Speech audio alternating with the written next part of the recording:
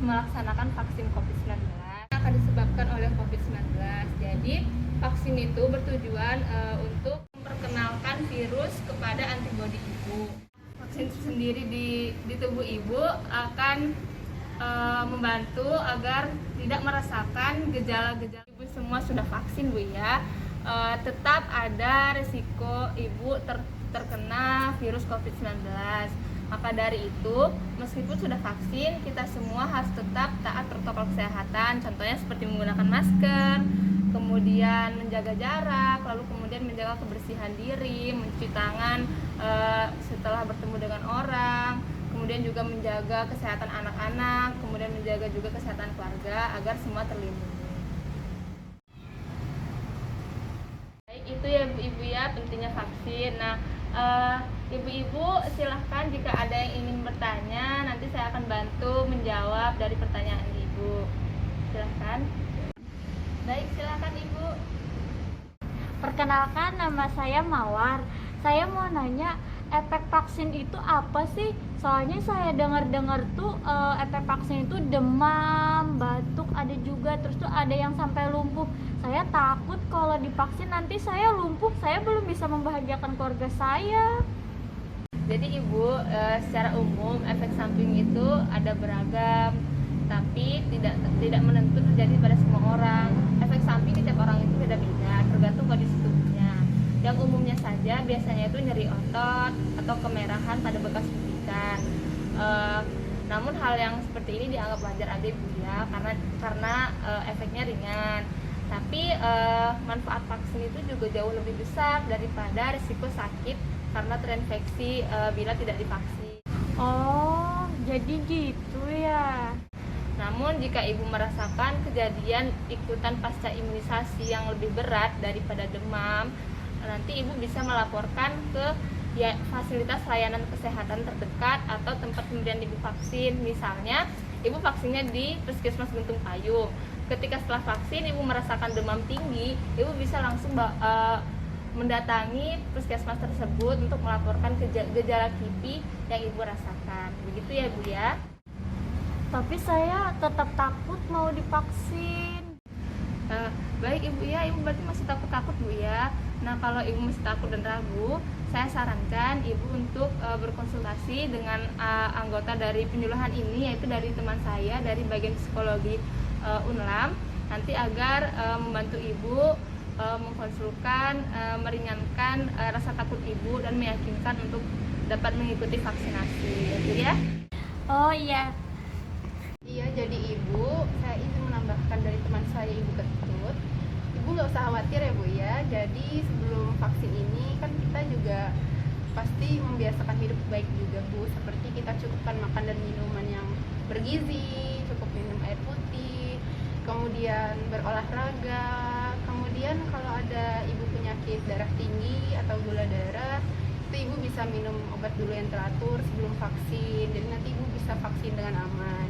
Kemudian untuk sehari-harinya Ibu nanti selalu patuhi protokol kesehatan, seperti kita pakai masker seperti kita sekarang, kemudian kita mencuci tangan, kemudian kita menjaga jarak. Jadi kalau kita ketemu orang itu usahakan setidaknya 1 meter ya Bu ya jarak kita gitu. Nah, nanti saat Ibu mau vaksin itu kita pasti di screening Ibu.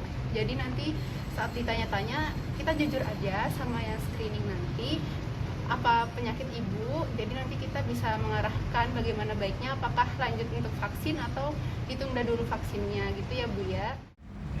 Dengar-dengar vaksin itu kan dilakukannya 2 kali.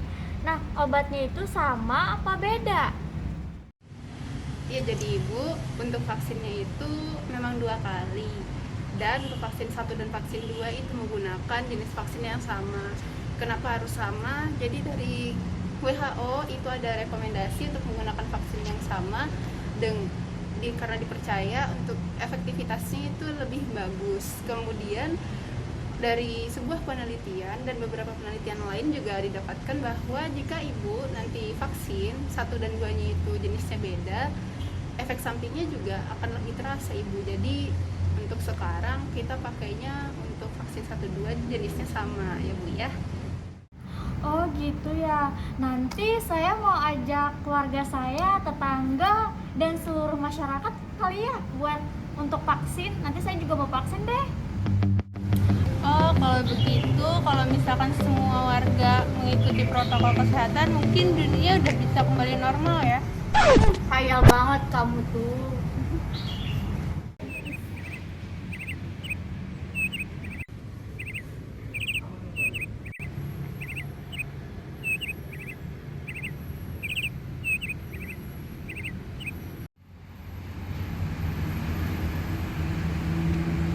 Permisi Mbak, kalau mau vaksin di mana ya? Iya Mbak, Mbak di sini ambil nomor antriannya dulu. Nanti Mbak tunggu di meja registrasi 2. Nanti setelah itu tunggu di sana aja. Nanti di screening di meja screening Mbak ya, sebelum vaksin. Oke Mbak, makasih. Antrian 3.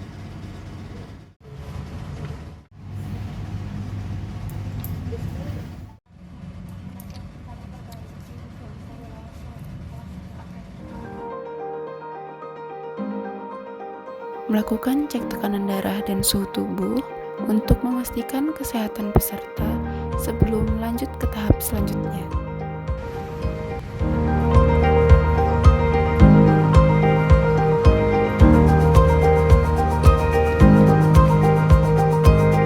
Lansia yang berusia 35 tahun. Baik Ibu, sebelumnya Setelah apakah punya registrasi, penyakit bawaan? lanjut untuk mengetahui riwayat penyakit untuk calon penerima vaksin. 80. Jadi Ingatlah aja. untuk membawa kartu identitas berupa KTP maupun kartu mahasiswa. Datanya sudah saya masukkan. Setelah ini Ibu bisa ke meja sebelah ya Bu ya, untuk melaksanakan vaksinasi. Silakan Ibu. Kasih Dok. Ya. Pasien yang lolos screening kesehatan, keadaan sehat, dan tidak ada kontraindikasi vaksin akan lanjut menerima vaksin. Ibu nanti mungkin akan terasa nyeri sampai sehari 2 hari, nggak apa-apa. Nanti itu bisa mungkin pakai baju longgar aja biar nggak tertekan pas suntikannya. Bisa juga nanti dikompres pakai air dingin ya Ibu ya, nggak apa-apa. Nanti kalau misalnya ada gejala demam yang berat, kemudian sakitnya bertambah sakit, bisa datang ke sini lagi ya Ibu ya, atau ke puskesmas terdekat untuk melaporkan KIPI yang Ibu rasakan. Terima kasih Dok. Ya. Akhirnya aku udah vaksin.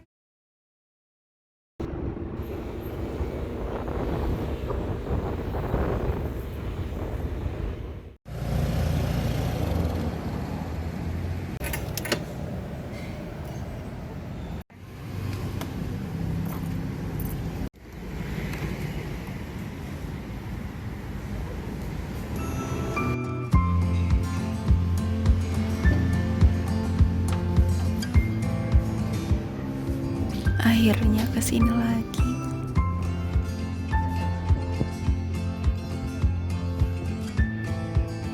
Kangen banget bisa beli cemilan buat kuliah lagi.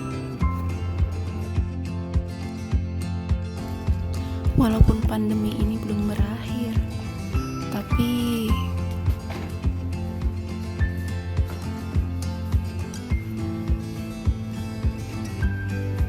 aku bersyukur semua menjadi lebih baik sekarang.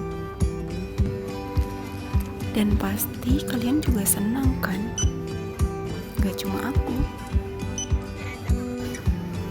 Aku percaya ini semua karena kita saling peduli dan bekerja sama. Semoga orang tuaku sehat selalu dan bisa melihatku sukses suatu hari nanti.